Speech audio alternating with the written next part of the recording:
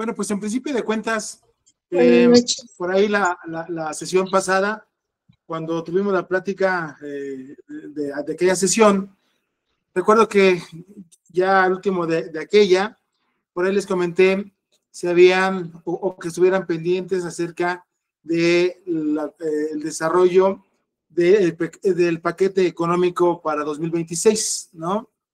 Les comenté también que ya se ha presentado en el Congreso Federal, en algunos estados ya también se está presentando y por supuesto en los cabildos de muchos estados de la República Mexicana. ¿Tuvieron algunos de ustedes alguna oportunidad de echar una revisada, de escuchar las notas periodísticas, sobre todo con los legisladores que están muy activos en esta situación de las redes sociales y también de las presentaciones de medios informativos? ¿Han tenido o tuvieron la oportunidad para poder escuchar cómo se viene el paquete fiscal para el próximo año 2026? Y ahorita específicamente, que va más relacionado por el tiempo que de su presentación, sobre el aspecto de la ley de ingresos. ¿Alguien tuvo la oportunidad de escuchar algo sobre esto? ¿Abogados, abogadas?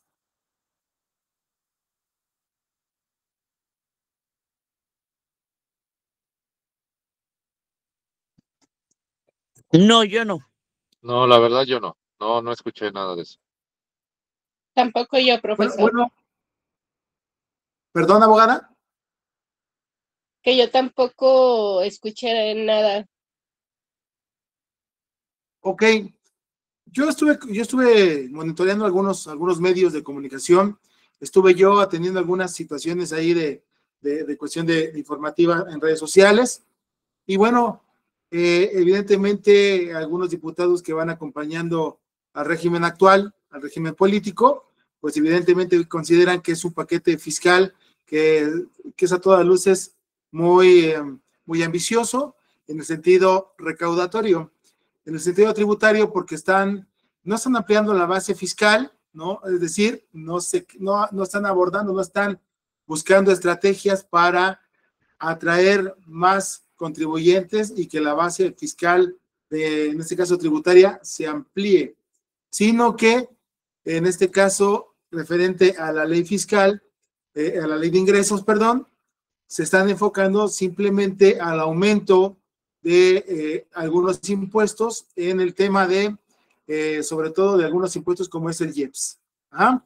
Entonces, es algo que a final de cuentas siempre preocupa, siempre incomoda, porque a final de cuentas la autoridad no diseña una estrategia ampliatoria para que magnifique o que llegue a más contribuyentes y con esto reciba más tributación, más ingresos para solventar evidentemente su gasto público, sino que ahora, pues a los mismos contribuyentes, lo único que va a hacer es subir impuestos determinados en algunas cuestiones, pero a la población que los consume. ¿De acuerdo? Entonces, son temas interesantes que yo les sugeriría que cuando tengan la oportunidad, revísenlo, porque al final de cuentas, esto también viene ya seguido en algunos días más, viene acompañado también por el proyecto de presupuestos de egresos de la Federación, de los estados y de los municipios. Y es ahí donde esta base tributaria que se considera en la ley fiscal, pues se aterrizará evidentemente en las áreas, ¿no? En los conceptos que se tendrán que traducir como instrumentos, como herramientas de la población para su propio beneficio. Entonces, es un tema que yo les sugiero nuevamente que puedan ir acompañándose, escuchando y sobre todo enterarse de lo que ocurre, ¿no? Abogados, he diseñado una pequeña presentación referente a nuestro tema de este tercer módulo, referente a las contribuciones federales y potestad de la autoridad administrativa fiscal en caso de incumplimiento por parte del contribuyente. En esta ocasión, abogados, Y en consideración del cronograma de actividades que nos establece nuestro propio plan de estudios de esta asignatura, en esta primera unidad, que es el día de hoy, la fragmenté en dos presentaciones. Una, respecto a lo que son las contribuciones federales. ¿Qué son? ¿Cuáles son? ¿Para qué sirve? ¿Cuál es la base recaudatoria, la tarifa, la base, etcétera, ¿no? Y la segunda parte va a ser referente a la potestad que tiene la autoridad en materia fiscal para imponer medidas contra contribuyentes que no, que evadan o que no cumplan con esas obligaciones. ¿Ah? Esa segunda parte la veremos en la próxima sesión. Ahora nos abocaremos solamente a la primera parte que corresponde a los impuestos y las contribuciones federales. ¿De acuerdo? Bien. En este caso, podemos recordar que ¿qué son los impuestos? Ya lo vimos en la ocasión pasada. Los impuestos son las prestaciones o contribuciones en especie o en dinero que las personas físicas y las morales contribuyen hacia el Estado, ¿no? En este caso para su órgano recaudador, su órgano tributario recaudador, con el fin de captar esos recursos y ejercerlos en un gasto público. ¿A fin de qué? A fin de que puedan satisfacer las necesidades. ¿De acuerdo? De manera muy concreta, muy general, y de alguna manera sintetizando lo que hemos visto o lo que vimos en las pasadas sesiones, eso es lo que significa el impuesto. ¿De acuerdo? Ahora bien, vamos a traerlo a lo que es, digamos, lo fáctico en el Estado mexicano, en este caso, de los órganos recaudadores con que cuenta, evidentemente, el Estado mexicano. Podemos comentar que hay cinco tipos de impuestos federales. Está el impuesto sobre la renta, el IVA, que es el impuesto al valor agregado, el IEPS y el ISAN. Y bueno, también está el impuesto para la importación y exportación, ¿no? de bienes y servicios, ¿no? En este caso, podremos ir nosotros desarrollando estos 5 impuestos federales bajo su naturaleza, para qué son, para qué sirven, qué es lo que se pretende con ellos, y al final de cuentas, qué se puede esperar, ¿no? de estos 5 modelos de impuestos federales.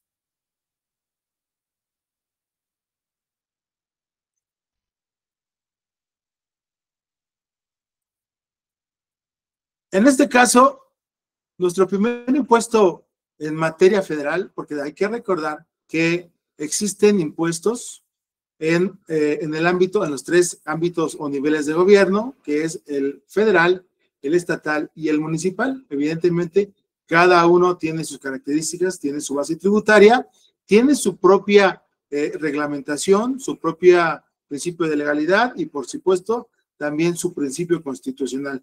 Porque debemos recordar que todos estos impuestos surgen y emanan directamente de la propia Constitución política de los Estados Unidos mexicanos, que a su vez se reproduce en las constituciones de las entidades federativas y a su vez también se imponen a través de los bandos municipales de los municipios de toda la República Mexicana.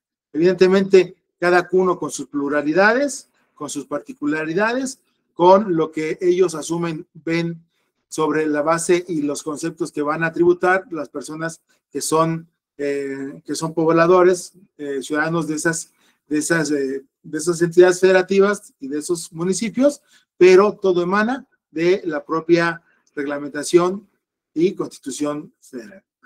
En este caso, podemos decir que el fundamento legal del impuesto sobre la renta, el ICR, es el Código Fiscal de la Federación, la ley del impuesto sobre la renta y de reglamento de esta ley del impuesto sobre la renta.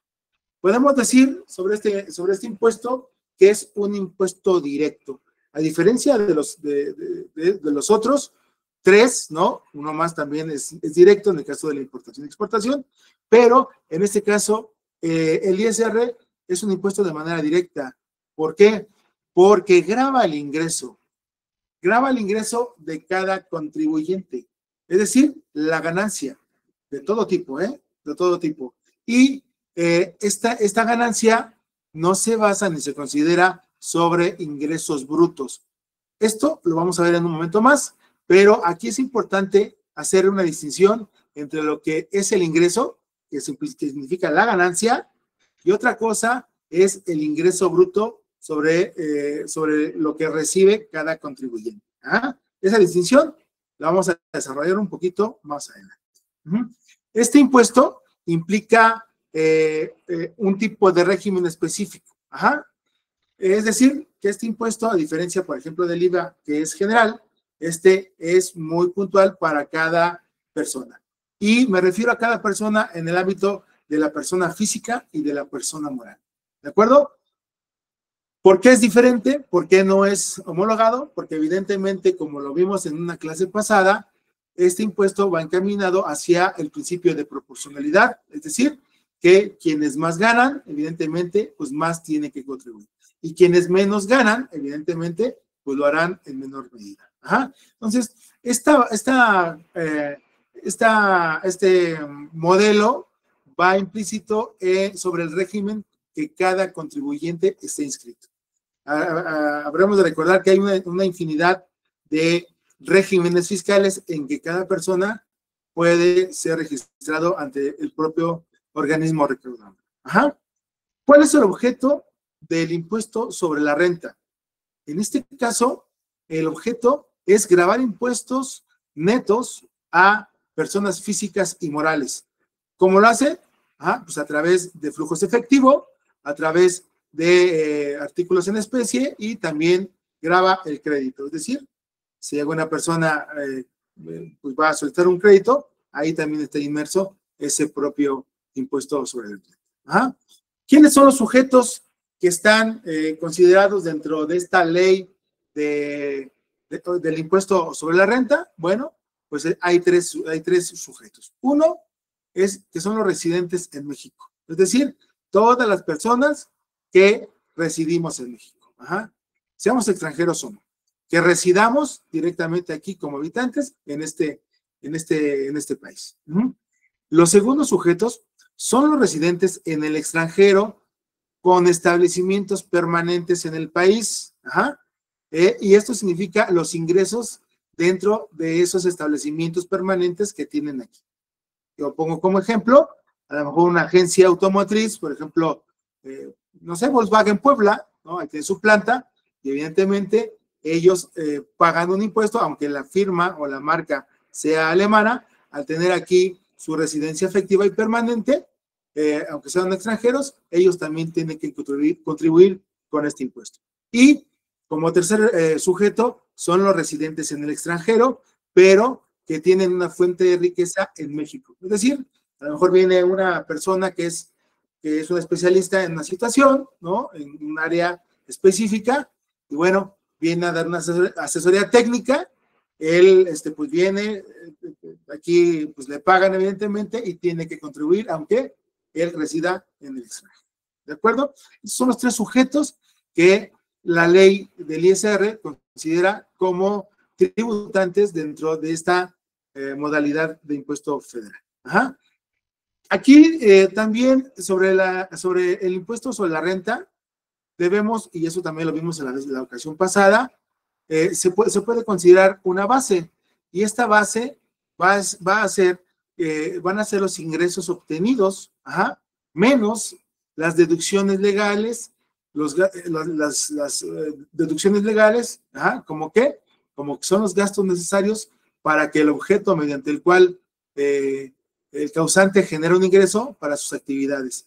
Sin darle más vueltas al tema, es si yo, por ejemplo, hago un chocolate, ahorita estaba yo escuchando una de las noticias sobre los chocolates del bienestar, hago ese producto, ese producto a mí me representa, no sé, cada pieza me vale 10 pesos, yo la doy en 10 pesos, pero el modelo de producción, para yo hacer 100 piezas de chocolate, me llevo 200 pesos, ¿no? Pues esos 200 pesos, evidentemente, bueno, pues yo ya lo puse a la venta cada chocolate me representa tal cantidad, y bueno, pues yo obtengo una ganancia por esos 100 chocolates de 1,000 pesos, ¿de acuerdo? Pero esos 1,000 pesos, evidentemente, es la venta o es la cantidad por la venta bruta de esos chocolates, ¿de acuerdo? Bueno, pues ahora, recuerden que yo les dije hace un ratito que este impuesto grava el ingreso, la ganancia, no el ingreso bruto. Es decir, que si yo tuve esa cantidad de 1,000 pesos por esa venta de chocolates, yo le debo descontar todos los insumos, ¿no? En cantidad pecuniaria de los insumos materiales, productos, trabajadores, bueno, evidentemente pago de trabajadores, etcétera, que me costó elaborar el chocolate, ¿no? Y al final de cuentas yo ya hago toda mi relación y de esos 1,000 pesos que gané, no que gané, perdón, que obtuve por la venta de esos chocolates, pues yo le voy a descontar 500. ¿Por qué 500? Porque 500 se fueron en lo que les dije. Gasolinas, sueldos, materia prima, luz, etcétera.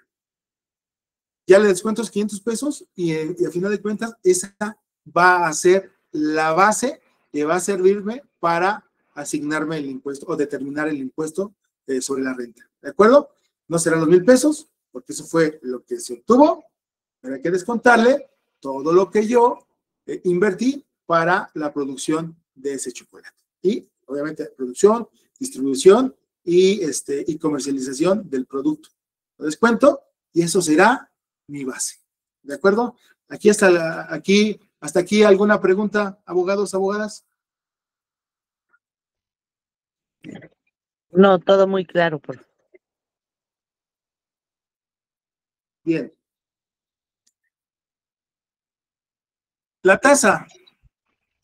Una característica, un elemento del impuesto de la renta es la tasa, que es el monto del impuesto expresado en un porcentaje. Ajá.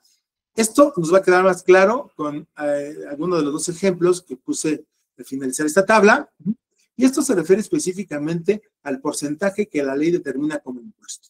¿De acuerdo? Este impuesto o este porcentaje, esta tasa, va a ser variable por dos factores. Les dije hace un rato que a final de cuentas esto va a diferenciarse entre lo que va a pagar evidentemente una persona física de una persona moral. Ajá. ¿Por qué? Porque la persona moral, ya lo estaremos viendo, establece una tarifa fija, ¿de acuerdo? Y en este caso la persona moral establece una tabla fija y la persona física una tabla progresiva. Entonces, en resumen de cuentas, la tasa es el monto, el porcentaje del impuesto que la ley me establece a mí para dar el tributo respecto a la ley del impuesto sobre la renta.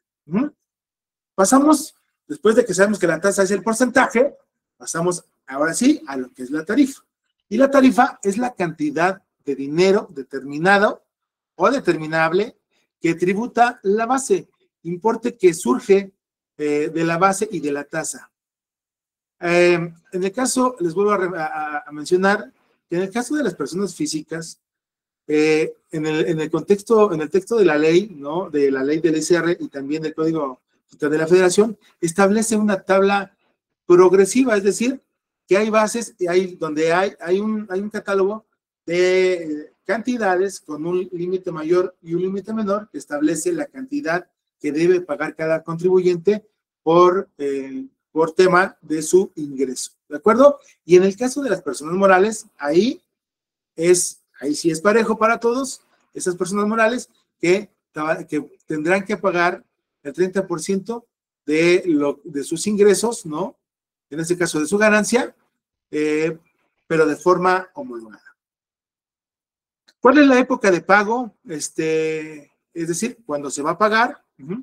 Pues para el caso de las personas físicas, el impuesto anual se paga en abril y en el caso de las personas morales, el impuesto se paga en marzo. Ajá.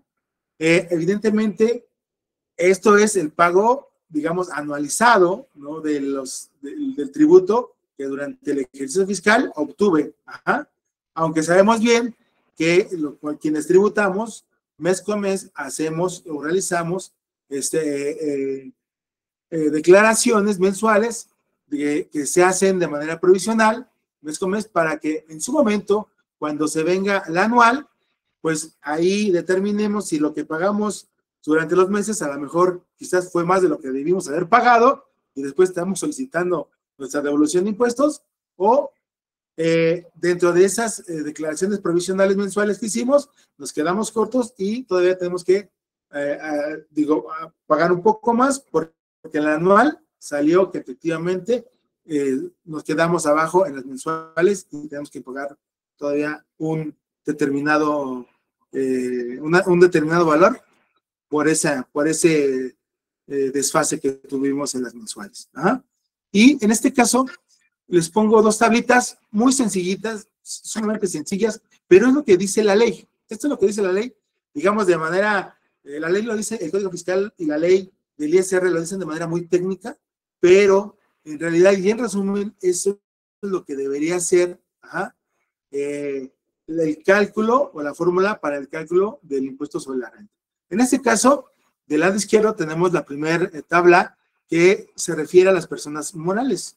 Y las personas morales, yo pongo el ejemplo de que, bueno, tuvo esta persona moral un ingreso acumulable en 2023, es decir, las ganancias, por 220,000 pesos. ¿De acuerdo?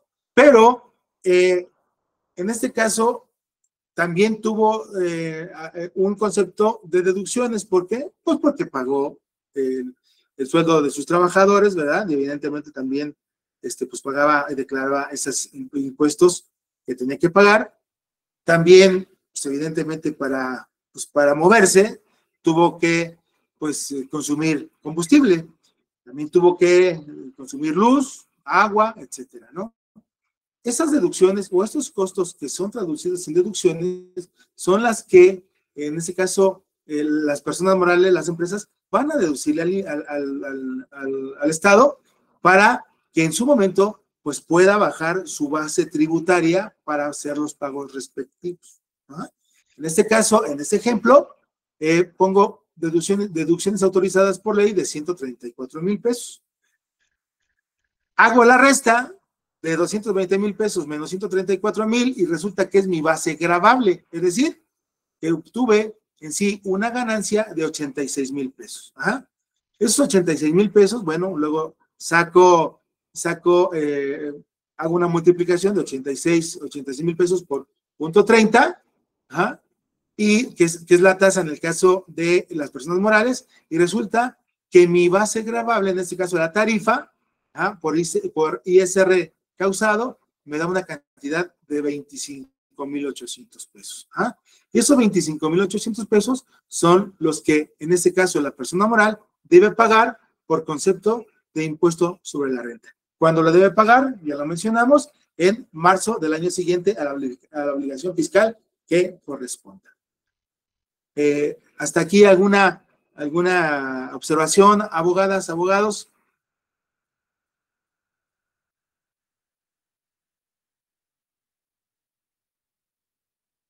Bueno, si no hay, en la parte derecha está una tablita también muy pequeñita, pero creo que muy puntual, sin darle tantos tecnicismos. Entiendo que tenemos a nuestro compañero, al abogado aquí que también es contador, y él, evidentemente, al dominar la materia, se dará cuenta que esta es una tabla sumamente sencilla, pero que establece lo que la ley nos marca. Y en este caso, para las personas físicas, puse el ejemplo de que, bueno, esta persona tiene unos ingresos acumulables, es decir, ganancias del ejercicio fiscal 2023, mes por mes, y de la suma de esos 12 meses que tuvo esta persona física, obtuvo 150,000 pesos. Hubo deducciones autorizadas por la ley. ¿A qué me refiero con deducciones autorizadas? Recordemos que la ley, en este caso el Código Fiscal, y las leyes, en este caso tributarias, establecen distintos regímenes, en los cuales los contribuyentes pueden ingresar. En este caso, por ejemplo, los que son servidores públicos, ¿no? En cualquier nivel, estatal, federal o municipal, ellos están bajo un régimen de sueldos asimilados. Es decir, que la patronal, en este caso, a través de sus organismos de administración, van a declarar los impuestos.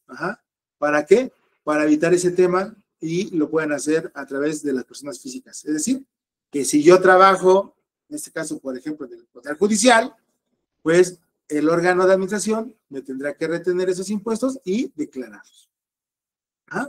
Y bueno, depende del régimen, les insisto, al que se inscribieron, evidentemente, pues habrá más o tendrá menos conceptos en los cuales se pueda deducir esos impuestos. Como un ejemplo, en el régimen de honorarios hay un catálogo más amplio en donde los profesionales y que están inmersos en ese régimen, pues tienen un catálogo de conceptos donde pueden deducir impuestos.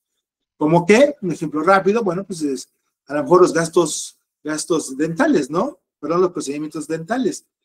Esos procedimientos y de salud, evidentemente que realiza, por ejemplo, quien esté adscrito a ese régimen, pues nada más pedirá su factura y esa factura le servirá a su vez para poder también exponerla, darla hacia el SAT, informarle y que le consideren ese gasto para que en su momento pueda ser deducido. En el caso, volviendo al tema de los servidores públicos que están bajo régimen de sueldos y salarios, pues tendrán menos conceptos en los cuales puedan deducir los impuestos. Adelante, José Luis Arredondo. Eso pasa con los magistrados y jueces, como Peña, como la señorita Peña. Piña, ¿cómo se llama?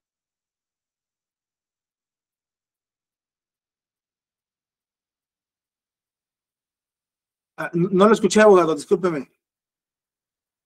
Que si esos impuestos también van para jueces y magistrados que ganan más que el presidente. Sí, claro. Sí, claro.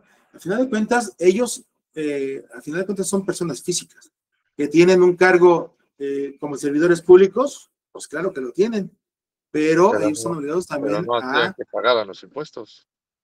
¿Perdón? De Salinas no ayudaron a que pagara impuestos. Congelaron sus demandas. Seguramente porque a lo mejor por ahí hubo un fundamento de ley que se modificó para que esto sucediera. Pero en ese momento, todos los servidores públicos, incluido el presidente y la presidenta, bueno, la presidenta de la República, los diputados, todos quienes no sean personas morales, sino personas físicas, es decir, que sean uno mismo, ellos están obligados a hacer los pagos de impuestos, Nada más, insisto, podrán hacerlo de manera directa ellos a través de sus contadores o ellos mismos para poderlos declarar según su régimen, por ejemplo, en el caso de honorarios, o puede ser a través de sus órganos administradores, que ellos harán esa parte de declarar los impuestos respectivos hacia el órgano tributario, porque el régimen de sueldos y salarios, pues es lo que mandata. Pero sí, abogado, ellos también están obligados a hacer estas declaraciones para estos pagos de impuestos. Lo que trato de decir es de que ellos lo pagan, pero no hacían que lo pagaran quien tendría que pagar, sabiendo que se debe de pagar. Sí, claro. Toda persona, la verdad es que yo no tengo conocimiento, lo que usted habla, abogado, sobre el periodo de la presidencia de Salinas de Gortari, pero lo que sí puedo asegurarle de es jueces que... y magistrados, de la presidenta esta. ¿también? Me refiero a ellos, a los jueces y magistrados que acaban de salir. Ellos sabían que se pagó un impuesto, pero no hacían que los demás deudores lo pagaran. Entiendo. Sí, bueno, es que ya son temas distintos. Si hablamos exclusivamente de la persona que en ese momento obtiene o ostenta el cargo de un juzgador, pues esa persona que ostenta el cargo sí está obligada a hacerlo. Ya derivado de su función, que pueda exentar impuestos o que pueda condonar impuestos, bueno, ya será otra materia, ¿no? Pero ya en respecto a lo que es en sí el pago de impuestos sobre la renta que tengan ellos de manera personal, lo deben de hacer. Adelante, Francia, abogada, por favor. Gracias, abogado. Buenas noches, Gracias. profesor. Bueno, mire, yo tengo una duda. Aquí en cuanto al contenido nuclear de la materia, viene una tabla que dice tarifa actualizada a partir de enero y vienen unos recuadros que dice límite inferior, superior, cuota fija y por ciento para aplicarse sobre el excedente. ¿A qué se refiere todo eso? Ok. Déjeme lo encuentro. ¿A qué se refiere? Ya. ¿Para qué se calcula y cómo se hace? Sí, de acuerdo. Miren, ya está en la página 11, si no me equivoco, ¿verdad, abogada? Ajá, es correcto, página 11. Bueno, en el caso de las personas físicas, recuerden que les comenté que los tributos se realizan también o se rigen bajo un principio de proporcionalidad. Ajá. Es decir, que quien más tiene, pues, quien más tiene ganancia, quien tiene más ingreso, evidentemente contribuirá más, ¿verdad? Quien tiene menos ingresos, contribuirá menos. ¿De acuerdo? Bueno, en este caso, en la tabla a la que usted se refiere, abogada, que es la tarifa actualizada a partir de enero de 2025 referente a el pago de impuestos en las personas físicas, se refiere a lo siguiente. Esta tabla, en su primer, ¿cómo se dice? En su primer columna, ajá, establece y dice límite inferior, ¿de acuerdo? Y vamos a la primer celda, dice 0.01, es decir, un centavo, ¿de acuerdo? En la siguiente columna dice límite superior y en esa primer fila dice 8,952.49 pesos, ¿de acuerdo? Sí. En la tercera columna dice cuota fija de 0.0, ¿no? Y en la cuarta columna menciona como tanto por ciento para aplicarse sobre el excedente del límite inferior, ¿de acuerdo? Es decir, aquí lo que indica, abogada, es que si yo trabajo en una empresa, yo soy una persona física, trabajo yo en, no sé, soy conserje de una escuela particular, tengo ahí, estoy bien dado de alta, a través pago mis impuestos, ajá, y mi sueldo es el sueldo mínimo, ¿de acuerdo? El sueldo mínimo está en aproximadamente esa cantidad, 8,000 y tantos pesos. Bueno, es decir, que las personas que ganen entre 1 centavo y 8,952 pesos tendrán un porcentaje de impuestos de 1.92%. ¿De acuerdo? Prácticamente es nada. ¿Por qué? Porque el sueldo de esa persona, de ese conserje que está en esa escuela, pues entra su sueldo, o su sueldo, entra dentro de ese rango, ¿de acuerdo?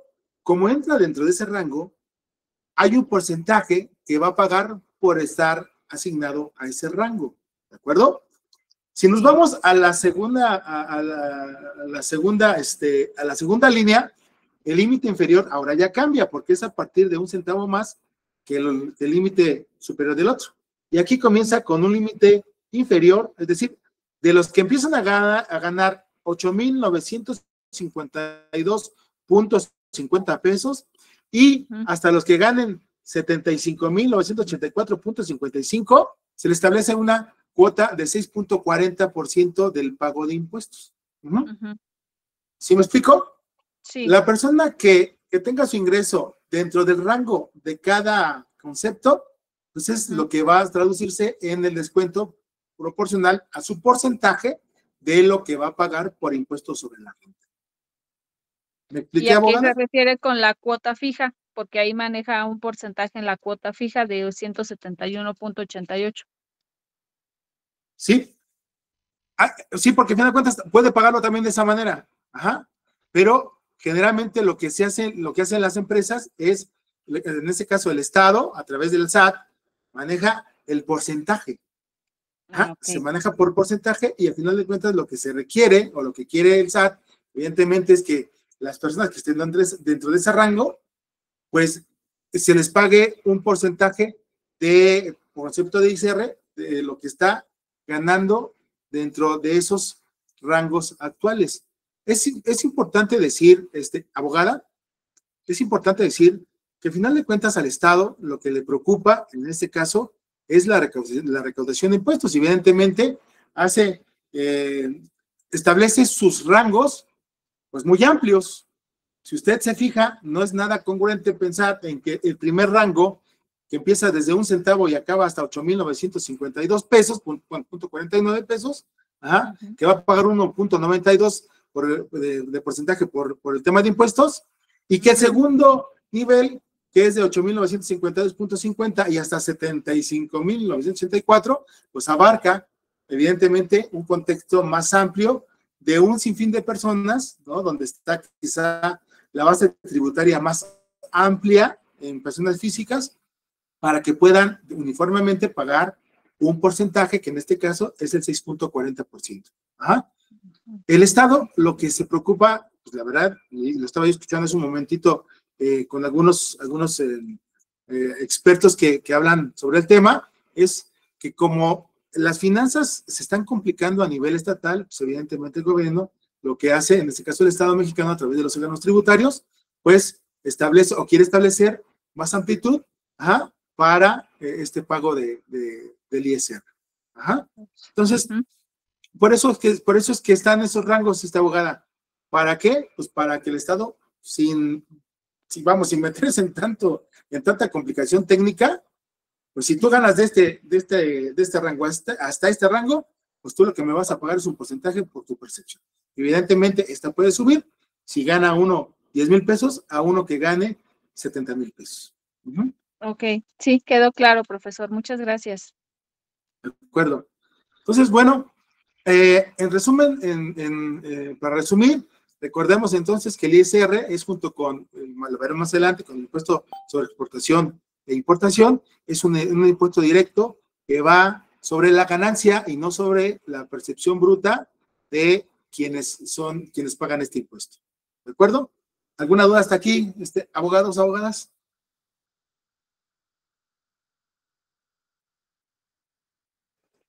No, profe. Bien.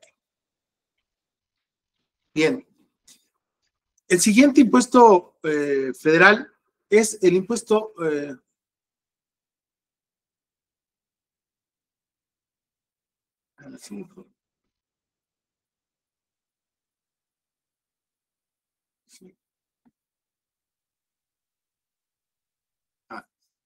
¿puede ser dos, por favor?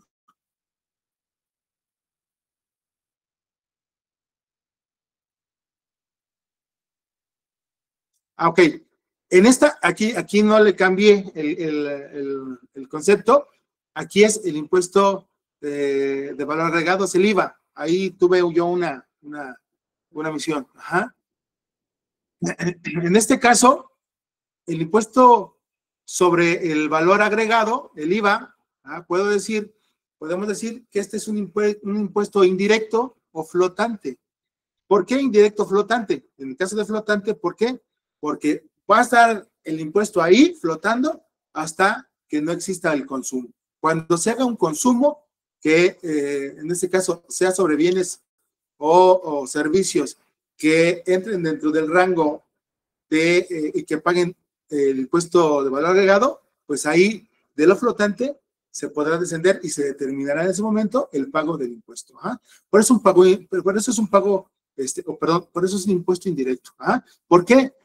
Porque como está flotando, bueno, se sabe que existe, pero se aterriza, es decir, se determina cuando yo voy a comprar, ¿no? Cierto bien o servicio y lo adquiero. En ese momento deja de ser flotante y se aplica. ¿Por qué es indirecto? Porque a diferencia del impuesto sobre la renta, que es directo, es a través de tu ingreso, en este caso es indirecto porque solamente se consume cuando se compra el bien o servicio. En este caso, también se habla del impuesto indirecto porque se traslada al consumidor final y también se paga en cada fase de la cadena de producción. Esto es importante porque, un ejemplo, ¿no? Pues yo voy al supermercado y yo adquiero, no sé, un escritorio para mi oficina, ¿ok? Yo cuando voy a comprar ese bien, en este caso el escritorio, pues yo pago evidentemente el costo, el precio, el costo de ese escritorio, pero acompañado de los impuestos respectivos, ¿de acuerdo? Y en este caso es el 16%. Entonces, al valor del bien, pues se le agrega este impuesto. Ajá. Pero bueno, ¿qué pasa cuando yo voy a determinada tienda, compro mi escritorio? Pues la tienda también tuvo que comprar con el proveedor ese escritorio, ¿verdad? Y esa persona a quien le compró, pues también se declaró sus impuestos, ¿verdad? Y esta persona que hizo el escritorio, pues compró la materia prima, ¿verdad? Y cuando le vendieron la materia prima, pues también pagó impuestos, ¿verdad? Entonces, es una serie concatenada en la cadena de producción que cada uno de quienes intervinieron en ese proceso de producción, ¿ah? Y hasta, en este caso, la comercialización, tuvieron que pagar sus impuestos. Ajá. Pero todo esto se traslada hasta el bien final, que es cuando, en este caso, quien compra el escritorio, paga ese impuesto. Y esto es importante porque más adelante lo vamos a ver, en qué influye o por qué digo que cada etapa de la fase de producción, pues también paga su impuesto del IVA, ¿no? Pues eso lo vamos a ver un poquito más adelante. ¿Ah? ¿Cuál es el objeto de la ley del IVA? En este caso, del impuesto de valor agregado, pues bueno, su objeto es que grava el gasto que el particular realiza por el consumo o enajenación de bienes y servicios, servicios independientes, arrendamientos de bienes e importación de bienes y servicios. Es decir, grava todo aquello que forma parte del consumo sobre bienes específicos. ¿Y por qué bienes específicos? Ajá. Porque en su momento también vendrá otro impuesto, que es el federal, que analizaremos más adelante, que ellos también podrían considerarse como IVA, pero que no lo son, porque tiene también sus conceptos muy particulares, en el que el IVA le pagan ese IVA por ciertos productos y al IEPS también le pagan IVA, pero sobre otros productos diferentes a lo que marca, en este caso, la ley del ISR, perdón, de la ley del IVA, y en este caso también el Código Fiscal de la Federación. Este impuesto, este IVA, repercute al consumidor final en el precio de venta del bien o servicio adquirido. ¿Ah? ¿Por qué? Porque no es el sujeto obligado. En este caso, a diferencia, por ejemplo, del ISR, si la persona, por ejemplo, que hizo el escritorio, pues él paga su impuesto porque es el trabajador y lo hizo, ¿verdad? Y ese es impuesto que va a pagar de manera directa por su percepción, ¿de acuerdo? Pero en el caso, cuando ya se realizó, cuando ya sale la comercialización, ¿ah? El consumidor final, ¿ah? Es el que paga el impuesto y no así el vendedor. No así el vendedor, pero el vendedor en su momento también tuvo que pagar el impuesto. Ajá. Es real porque grava el consumo de bienes y servicios, es decir, hasta que no suceda, en ese caso, la enajenación o la adquisición de ese bien o de ese servicio, no se consuma y no se paga, en este caso, el valor agregado de ese impuesto. Ajá. ¿Cuáles son los sujetos que pagan este impuesto o que participan en este impuesto? Evidentemente las personas físicas y las personas morales.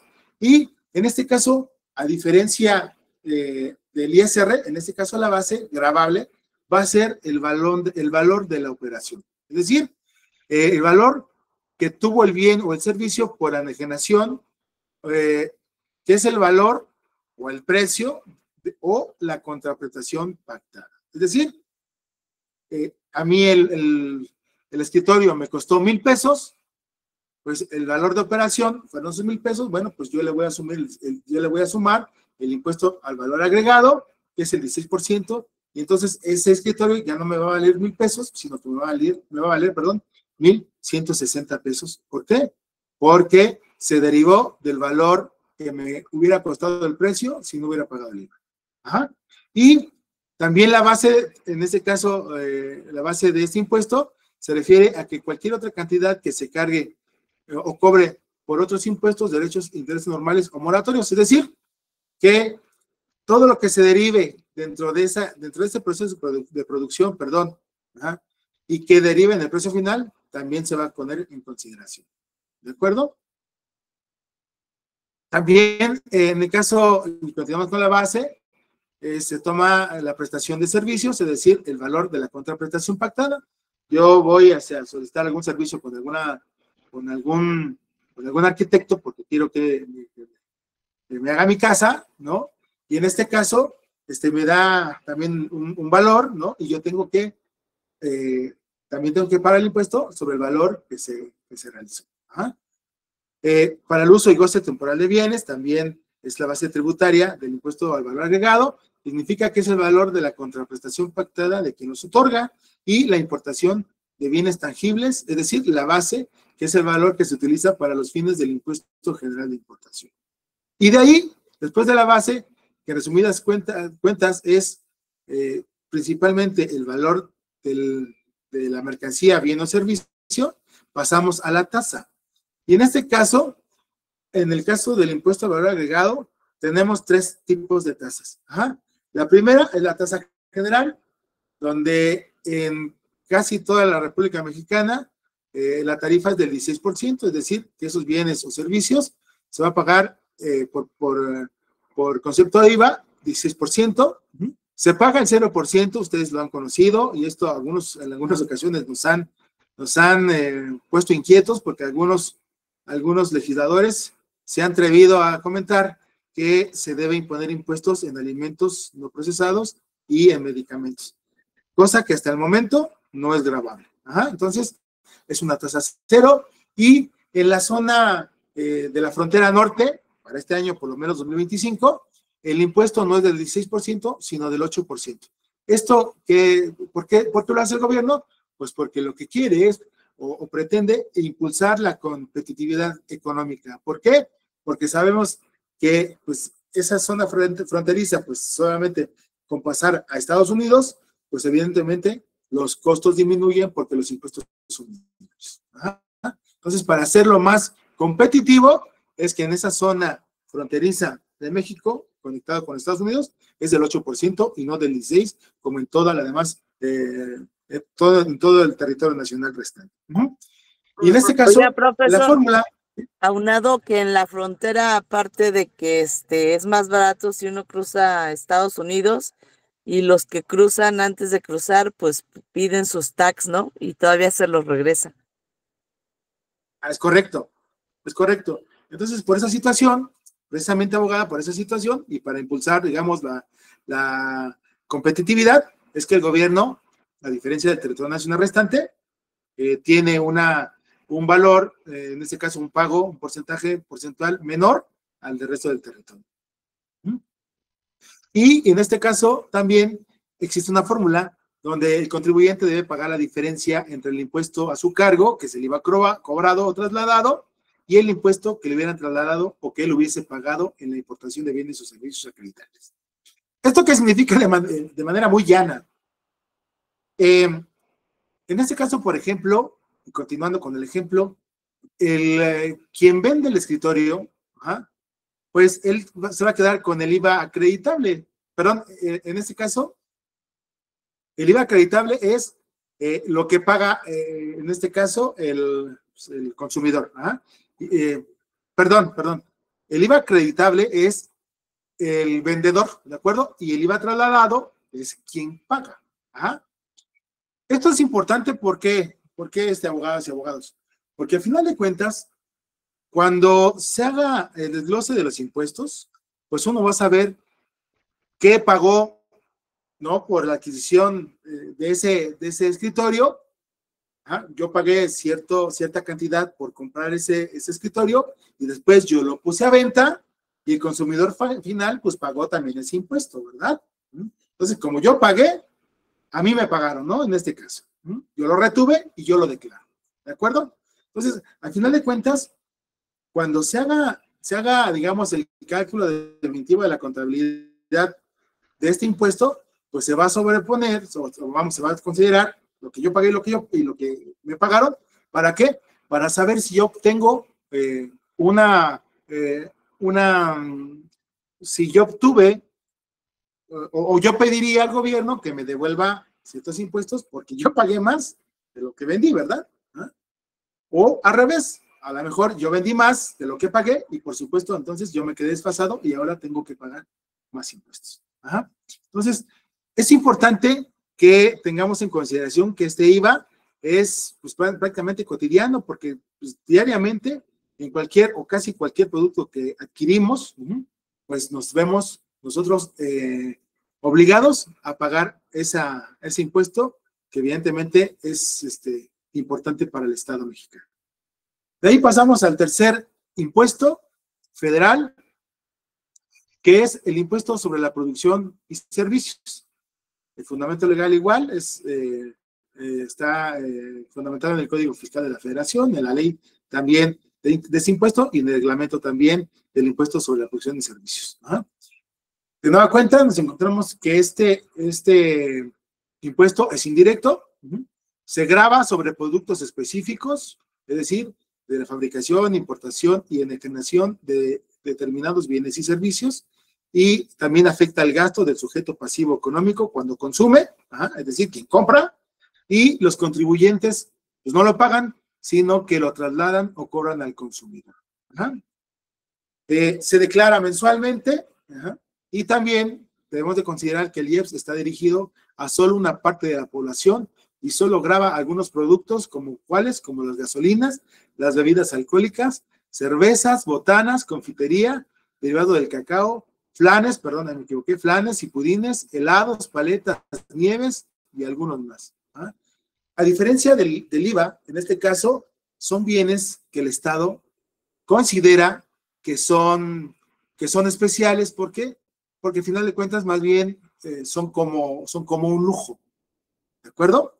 Ahorita también, viendo por ahí un noticiero, un programa de ahí de investigación y donde estaban algunos especialistas en la materia, ellos comentaban que en este caso, para este ejercicio fiscal, o digamos para el ejercicio fiscal 2026, lo que está haciendo el gobierno es que, dije hace un rato, que no está abriendo la base contributiva de los contribuyentes aquí en el Estado, aquí en el territorio nacional, sino que está y va a subir algunos impuestos. Bueno, pues precisamente esos impuestos que va a elevar son los productos como gasolinas, bebidas alcohólicas, cervezas, refrescos, botanas, etcétera, porque ahí quiere generar una captación más amplia de los tributos para pues salir adelante con los temas de el gasto público. Digamos en conclusión que prácticamente tienen las características similares a los del IVA, pero en este caso el Estado considera que son sobre productos que se considera una especie de lujo. ¿De acuerdo? Yo estaba leyendo también, estaba escuchando la semana pasada que, por ejemplo, en los refrescos, en los refrescos de 1 litro creo que van a subir como casi 5 pesos. Entonces, pues no sé si valía 20 pesos, pues ahora va a subir casi a 25 pesos. Y el Estado argumenta, en este caso el gobierno federal, argumenta que esta alza del impuesto especial sobre la producción de servicios, lo que pretende no es el incremento en sí de la contribución para quienes consumen esas mercancías, esos bienes o servicios, sino lo que hace es para que se desincentive, perdón, ya me equivoqué, desincentive el consumo de esos productos. Es decir, que quienes ahora pues consuman pues el famoso refresco, la Coca-Cola, pues ahora lo piense porque le va a costar más. Bueno, al final de cuentas, ese es el argumento que el Estado ofrece en esta nueva alza en la predicción de impuestos específicamente sobre estos productos.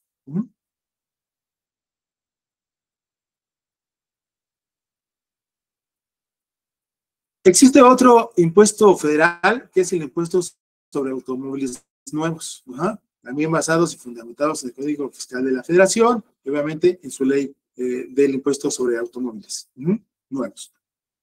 De nueva cuenta, nos encontramos con que es un impuesto indirecto, porque se grava en la enajenación de los automóviles nuevos de la producción nacional y de importación correspondiente al año o modelo que se efectuó la importación, o a los 10 años, modelos inmediatos anteriores. Es decir, de nueva cuenta no es directo, sino hasta que se hace la transacción de la compra-venta de ese vehículo nuevo, es cuando se tributa este impuesto. ¿Quiénes son los sujetos que son considerados para el pago de ese impuesto? Evidentemente, las personas físicas y las personas morales. ¿Cuál es el objeto de este impuesto? Bueno, que enajenen automóviles nuevos, es decir, que se enajenen como una venta de primera ocasión, cuando se lo vende al consumidor por parte del fabricante, ensamblador, distribuidor autorizado o comerciante en el ramo de vehículos. Y su segunda, digamos, característica de este objeto es que importen en definitiva al país automóviles siempre que se trate de personas distintas al fabricante, ensamblador, distribuidor autorizado o comerciante en el ramo de vehículos. ¿Cuál va a ser la base y la tarifa? Bueno, en este caso, el impuesto para automóviles nuevos se calculará aplicando la tarifa establecida en el artículo 3º de la ley, según corresponde al precio de enajenación del automóvil al consumidor por fabricante, ensamblador, distribuidor autorizado o comerciantes en el ramo de vehículos, incluyendo materiales por equipo opcional, especial, común o de lujo, sin disminuir el monto de descuentos, rebajas o bonificaciones, sin tomar en consideración el impuesto al valor agregado que se cause por tal enajenación. En resumidas cuentas, la base va a ser, de nueva cuenta, el valor de la adquisición del vehículo. Eso fue, digamos que, sí, todo lo que en este caso el Código Fiscal y la ley determina dentro del impuesto, pero de manera muy general y muy llana, es que la base se aplica con respecto al valor de la adquisición del vehículo.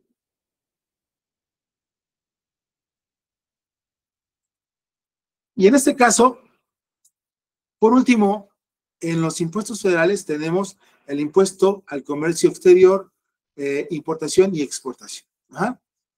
En este caso, este impuesto aquí, a diferencia de los indirectos, este es directo.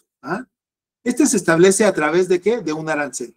Y el arancel se considera como el instrumento legal de carácter económico considerado como una barrera impuesta al comercio internacional a fin de regular la entrada y salida de mercancías en el territorio nacional mediante fijación de los impuestos al comercio exterior. Es decir, el impuesto que un producto del extranjero va a llegar al país para su venta.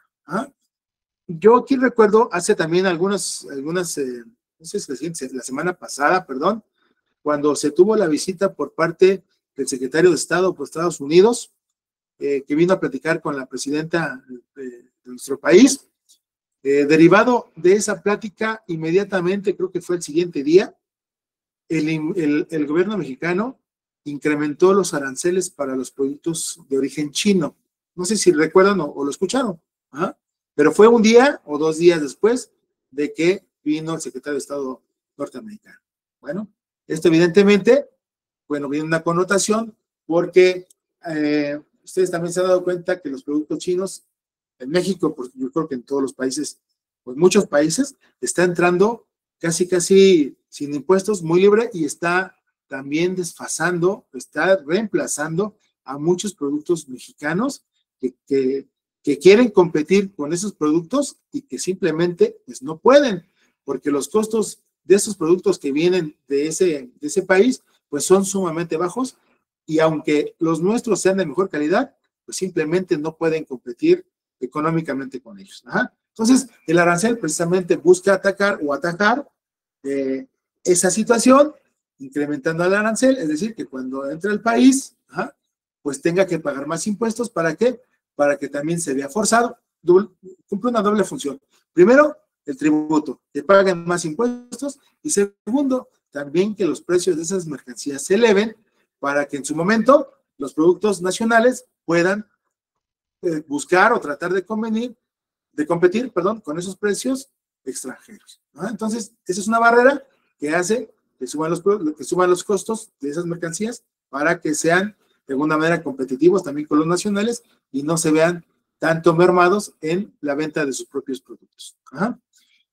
El arancel, bueno, en este caso la importación se considera como una contribución y en este caso la exportación se considera como un tributo. ¿Por qué? Porque también quien exporta, en este caso los mexicanos, o las personas que están en México con residencia en México que exportan, pues también tiene que pagar su propio impuesto. Y recuerden que el impuesto es visto también como un tributo. Ajá. Las cuotas, en este caso de este impuesto, se establecen atendiendo la clasificación de la mercancía, de nueva cuenta, en el precio o el valor pecuniario de este bien o servicio. Y también, en este caso del impuesto, la ley permite identificar los impuestos aplicables a la importación y exportación de productos y sirve como base para generar estadísticas del comercio exterior. Ajá. En este caso también, este impuesto se compone, en el caso de la ley, se compone de dos artículos principales, donde el primero se refiere a que el primer artículo establece la tarifa de la ley, a menudo referida como la tarifa de la ley de los impuestos generales de importación y de exportación, y dos, el segundo artículo contiene las reglas generales y complementarias que son guías para interpretar la ley correctamente. Estos 5 impuestos federales son, insisto, en el ámbito federal, son recaudatorios porque están establecidos en la Constitución, bueno, en la Constitución de manera general, pero reglamentariamente en las leyes federales, que en su momento darán el argumento y el fundamento para el actuar de los órganos estatales en el tema de la recaudación de todas las contribuciones e impuestos de los contribuyentes en nuestro país. ¿Hasta aquí alguna pregunta, abogados, abogadas?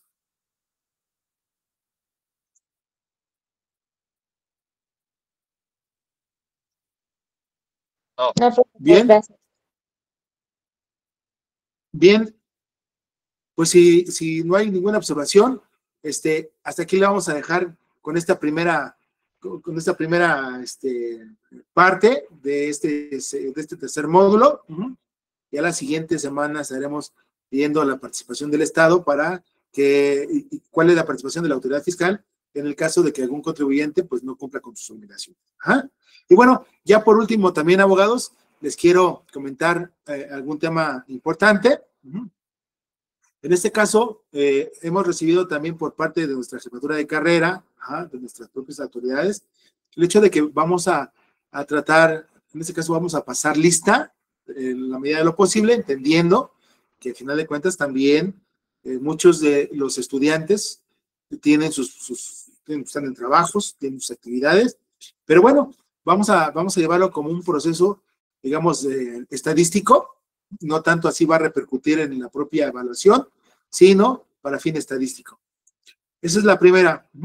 También había por ahí comentado, no sé si fue en el caso de ustedes, por ahí les había comentado que al final de cuentas también nos vemos en la obligación también de hacer algunas penalizaciones, ¿no? Por algunos trabajos que puedan ser considerados o que puedan entregarlos a destiempo o a desfase.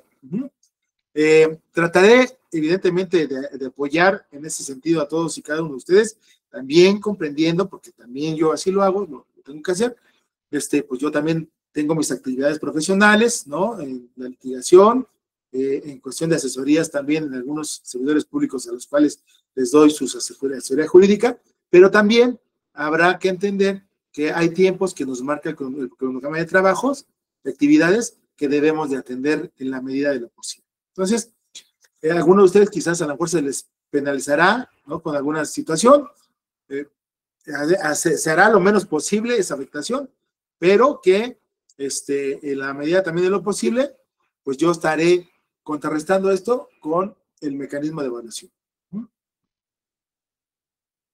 Adelante, abogada Nayeli. Sí, profesor, no sé por qué tomaron esa decisión si todo, bueno, los 4 semestres que ya hemos pasado por lo regular sí nos dan un poco de chance por lo mismo de nuestros empleos. A veces sí se nos complica mucho terminar las tareas a destiempo, entonces sí, nuestro jefe de carrera alguna vez nos dijo que no había ningún problema, pero ahorita que nos está diciendo, entonces, ¿ya tomaron esa decisión? Sí, en este caso en particular, atendiendo algunas sugerencias que me dan la jefatura de carrera, pues sí, lo podré hacer.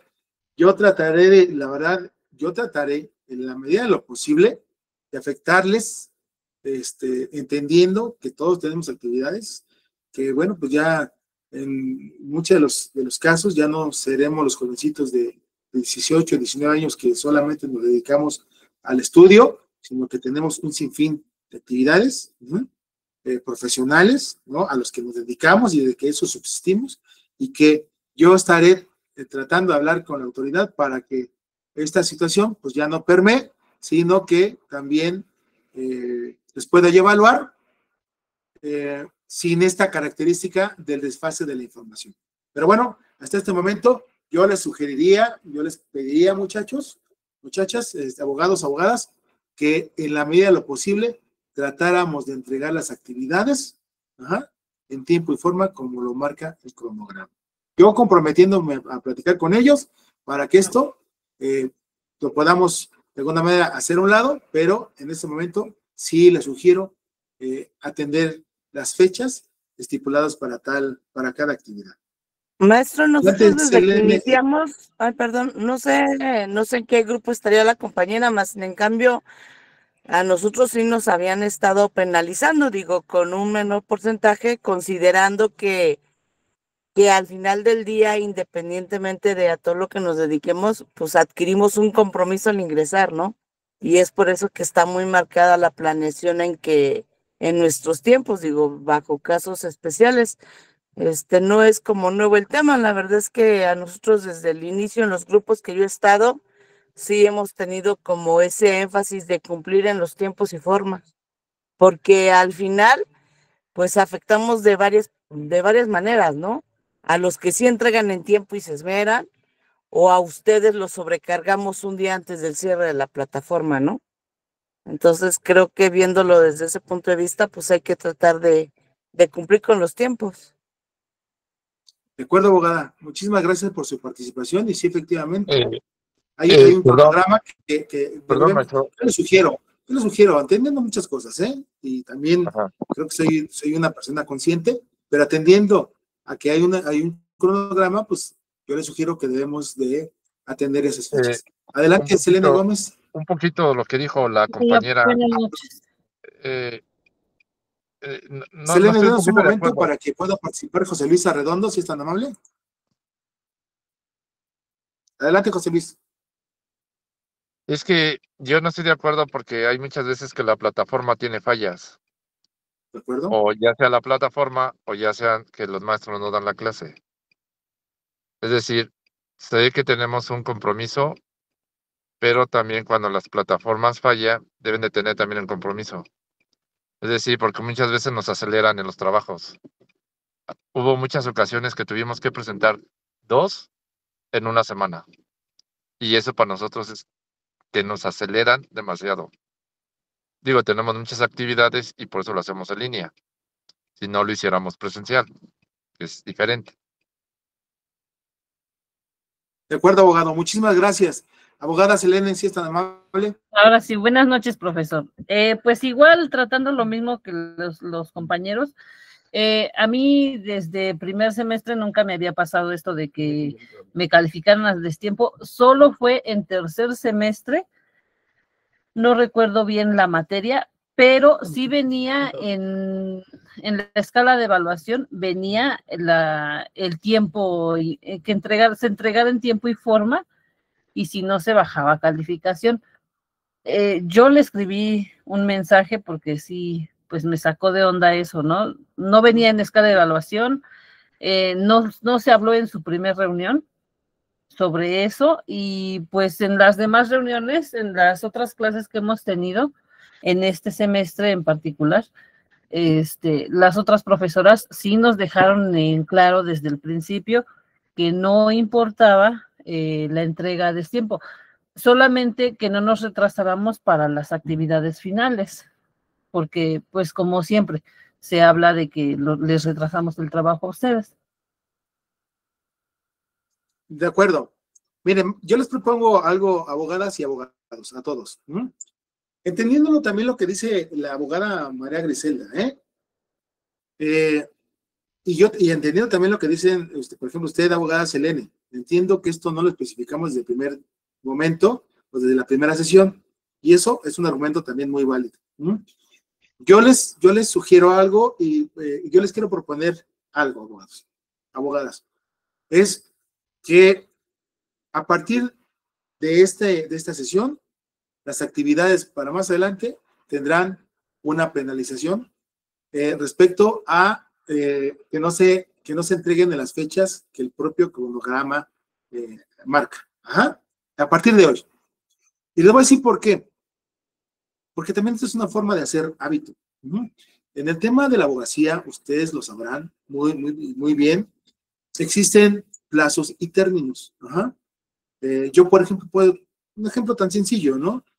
En materia electoral, si hay alguna situación que se presenta, pues si esa situación se presenta, se cuentan con un plazo de cuatro días y un término de hasta el cuarto día para poder ingresar cualquier situación en esa materia. Ajá. Y en materia civil tendremos unas, en materia de amparo 15 días, en materia de amparo 15 días, etcétera. Ajá. A lo que voy es a lo siguiente.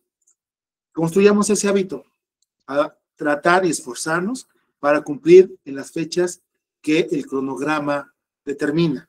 ¿De acuerdo? Porque al final de cuentas, el cronograma se hizo en consideración de fechas muy puntuales, porque cuando hace término, por ejemplo, de un módulo, al día siguiente comienza el segundo y las actividades se renuevan. Es decir, que entonces ya no estaríamos hablando de que un abogado o una abogada estaría pensando en no solamente hacer sus entregables, sus actividades del segundo módulo, sino que tendría arrastrando desde el primero. Entonces, yo les propongo eso, abogados, abogadas, que a partir de ese momento y para las próximas sesiones, tratemos en lo posible de entregar esas actividades en consideración del programa. Ajá.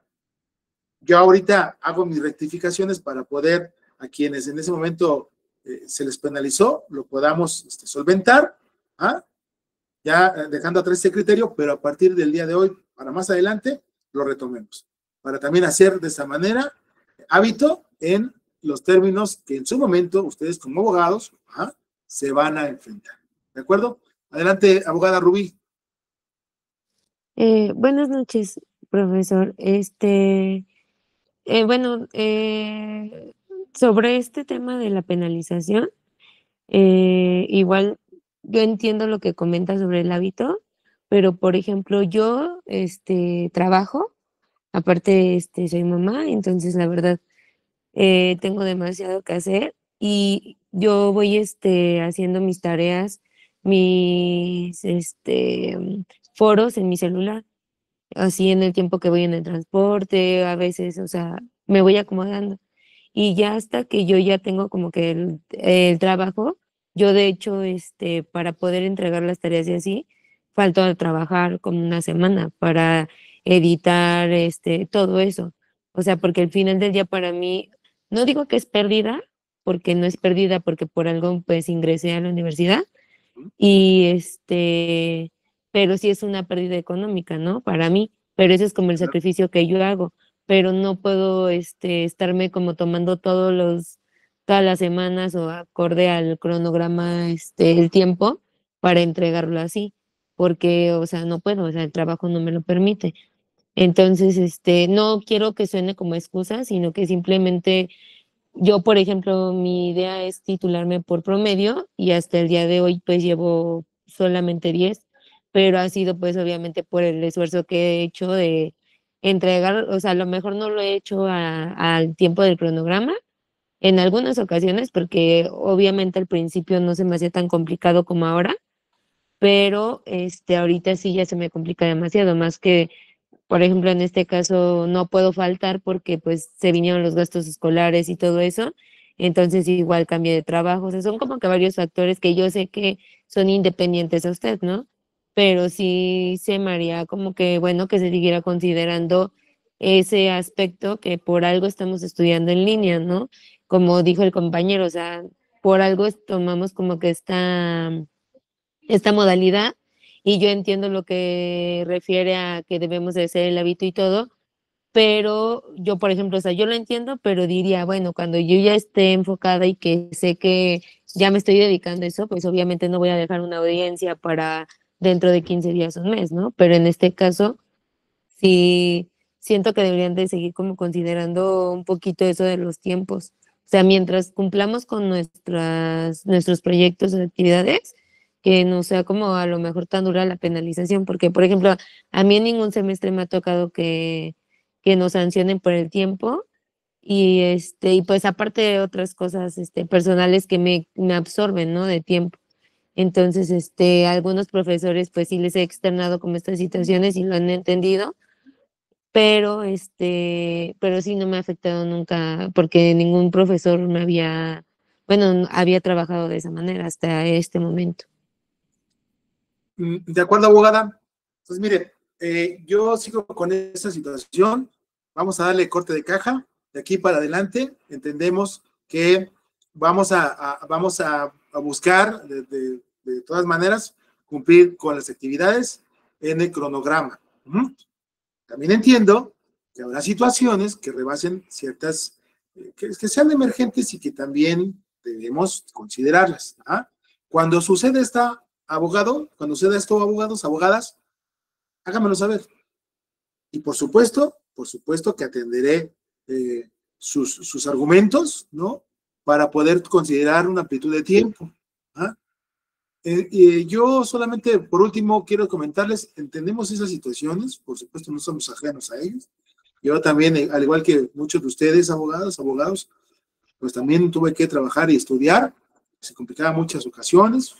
Entiendo que al final de cuentas, pues algo me motivaba para hacerlo y ese motivo era sacar, en ese caso, mi título, mi cédula, ejercer, cosa que ahora hago, ¿no? Entonces, creo que yo soy consciente de muchas cosas, atenderé, insisto, los argumentos que ustedes me den, y bueno, pues ya estaremos nosotros de manera particular para que así quien tenga la intención o no pueda, por situaciones diversas, reales, ¿no? Y sobre todo que pues, sean derivados de su actividad profesional, podemos hacer una prórroga, pero atendiendo a eso. Yo lo que sí quisiera de nueva cuenta es señalar es que, los términos son importantes, las actividades son importantes, porque también a nosotros como docentes, el hecho de que nos manden un documento, una actividad desfasada, pues evidentemente a mí me impacta porque yo estoy con otra situación y me tengo que retraer de nueva cuenta para poder evaluar un módulo anterior o una actividad de alguien que lo mandó a destiempo. Pero bueno, yo creo que será la mejor manera, insisto, y resumidas cuentas, corte de caja de aquí para adelante, tener ese criterio de esa penalización, pero también entender que habrá quienes pues posiblemente no, y materialmente no puedan hacer las cosas y me lo comenten. Y ya nosotros lo pactamos de manera muy particular, entendiendo los argumentos que puedan presentar. ¿De acuerdo? Muchas gracias, profesor. Sí, profesor. Oiga, otra pregunta. Gracias. ¿Solo ¿De acuerdo? la penalización Sí, abogado. va a ser por no entregar el trabajo a tiempo o va a tener otro tipo de penalización? A ver, hablando hipotéticamente, si en el trabajo me pide carritos y entrego carritos y luego usted me dice, estuvo muy bien tu trabajo, pero si hubieras puesto un camión, hubiera estado mejor. No sé si me doy a entender. Sí, abogado, al final de cuentas, aquí el tema es que nos podamos retroalimentar juntos en consideración del temario, sobre las actividades del temario. No sé si a eso se refiere, abogado, pero entiendo que se pueden, ya hay argumentos que se pueden también dar, y en el caso, por ejemplo, de las actividades, esas actividades, pues evidentemente van en función de lo que se realice. Si una actividad se dice que se tiene que hacer tal o cual situación, bueno, pues hay que atenderla en todos sus términos. Digo, habrá cosas que se nos pasen o habrá muchas cosas que pongamos como material enriquecedor, que por supuesto serán tomadas en cuenta para esa evaluación. También les quiero, antes, abogada de Julia, de que participe, yo le pediré a usted, por favor, a todos ustedes, que cuando suban sus foros, en ese momento traten, en la medida de lo posible, de hacer las dos retroalimentaciones. Esa también fue una situación que por ahí se nos presentó y que, bueno, también se nos instruyó a comentarles eso a ustedes, que en la medida de lo posible, cuando suban los foros, pongan sus dos retroalimentaciones, para que se pueda hacer la evaluación en un mismo evento, por decirlo de esa manera. Adelante, abogada Julia. Buenas noches, profesor. Nada más para decirles si ahorita también lo que están hablando se está grabando porque tengo que cerrar el restaurante y y se va a desconectar. Sí, sí, se está grabando. No, de hecho, ok, para saber en qué quedaron entonces. Le agradezco muchísimo. Que tengan bonita noche. Claro. Bueno, gracias, abogada Julia. Adelante, abogada Elizabeth. Buenas noches a todos. Referente a lo que comentó de hacer las dos retroalimentaciones a los compañeros, a veces suena ilógico porque si algún compañero no ha puesto su primer participación, ¿cómo le vamos a retroalimentar a él o al segundo compañero si no tenemos que poner? Sí, de acuerdo, abogada, por eso señalé en la medida de lo posible, ¿verdad? Cuando no es posible, pues simplemente no se hace. Cuando haya elementos, pues evidentemente la sugerencia es que lo hagan en ese momento. ¿De acuerdo? Sí, de acuerdo. Ok, profesor. Bueno, pues ya por último, ya nada más despedirme de ustedes, que para la próxima sesión abordamos entonces ya la autoridad fiscal en materia de quienes incumplen con sus contribuciones y esperando que esta semana pues les sea placentera, les sea de mucha actividad profesional y muchos éxitos, abogadas, abogados. Nos vemos la próxima sesión y con el gusto siempre de saludarles. Muchas gracias y buenas noches. Buenas noches. Buenas noches. Gracias, profesor. Buenas noches. Buenas noches. Igualmente para usted. Gracias.